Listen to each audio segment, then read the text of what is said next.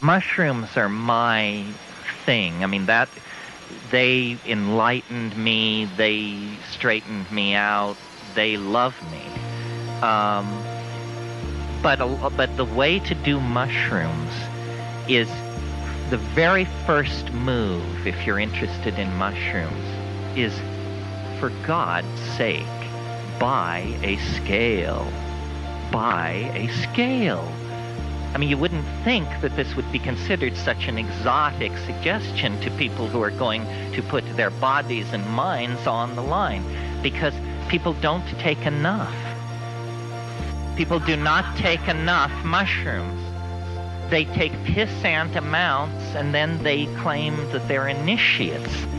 You must take a measured 5 dried grams on an empty stomach. Measured. And when you see what that is, you'll realize that, you weren't even camped in the atrium. You were camped in the driveway.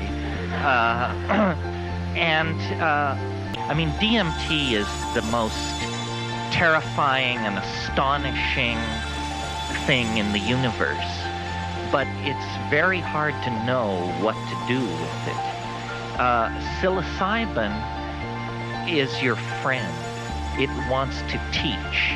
It will take you by the hand and forgive you and lead you and be with you. And it speaks. This is the amazing thing. And you're hearing this from, somebody who graduated from Heidegger and F.H. Bradley. It speaks.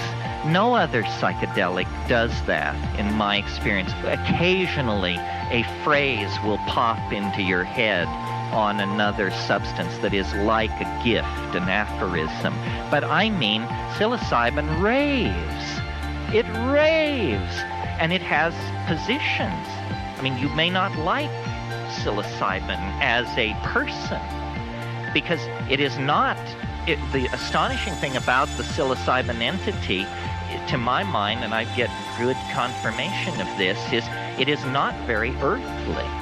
I mean, it wants to show you machines the size of Manhattan in orbit around alien stars.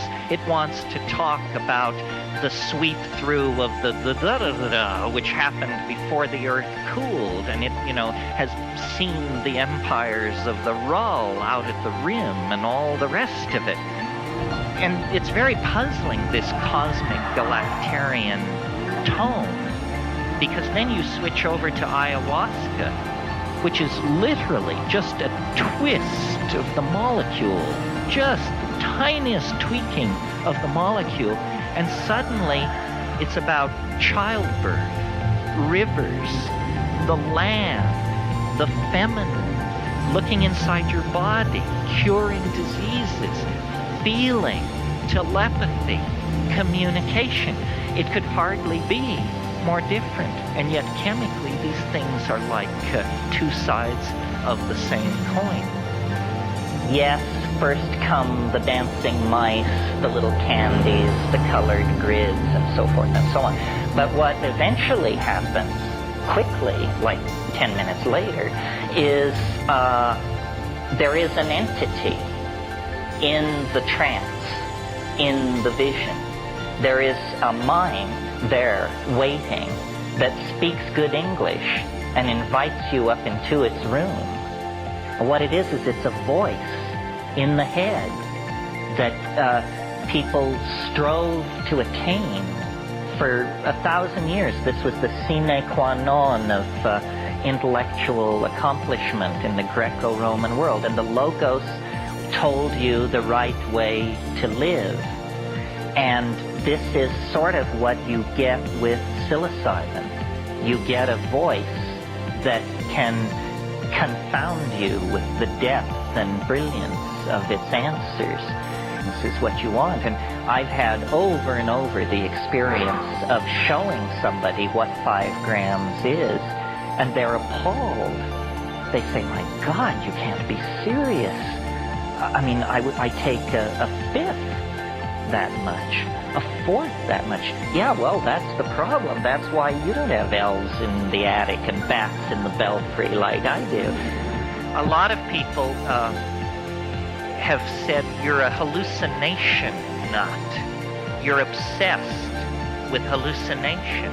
I freely admit it. But I will defend my obsession with vision.